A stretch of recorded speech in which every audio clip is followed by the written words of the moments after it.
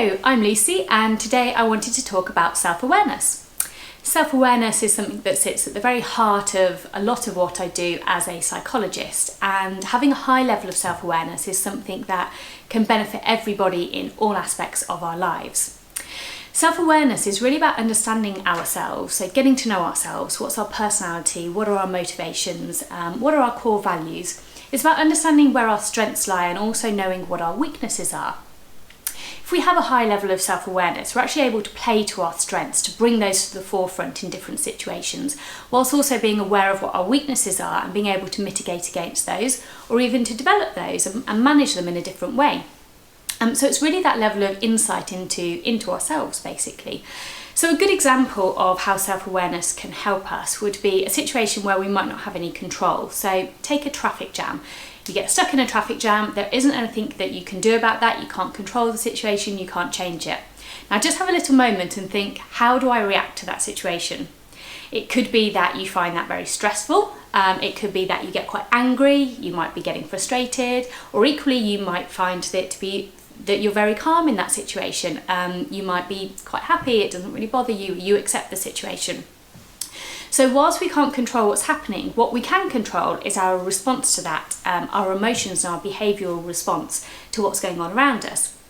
And by being aware of how we might react to that, or what gets us frustrated, what those triggers are to bring out different reactions and different behaviours, we can actually manage them a little bit better. So the next time you're in a traffic jam, you can start to think about how it might be making you feel, and actually you can try and change those behaviours or manage them a little bit differently.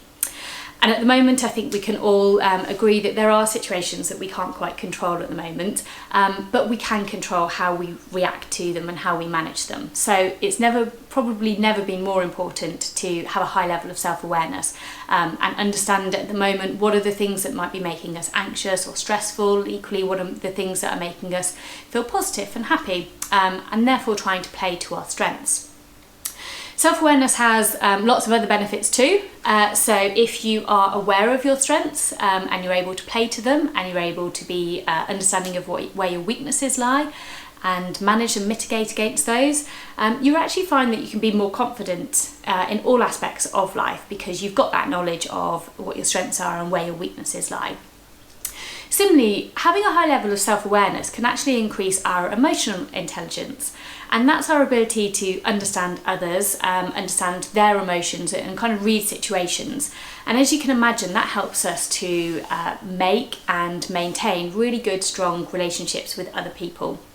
It also helps us to avoid conflict by understanding how somebody else is reacting to us, how somebody else is feeling about a certain situation, and therefore we can adapt our behaviour appropriately.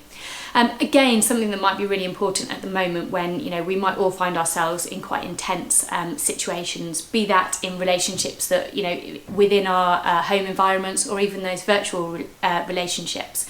So self-awareness has lots of different benefits that we can all take from. So the question is, how do you increase your self-awareness? Actually, it's something that you can do at home on your own, so great for the current situation that we find ourselves in.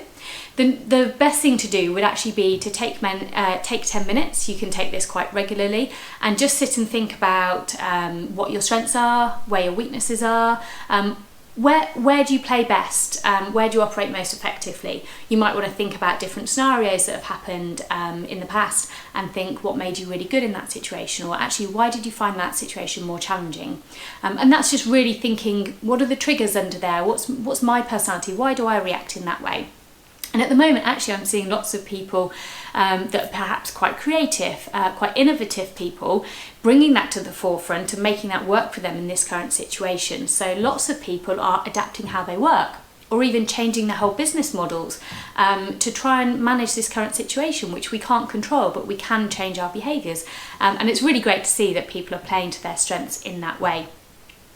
Now you might find it quite difficult to sit and think about your strengths and your weaknesses, your personality in that way.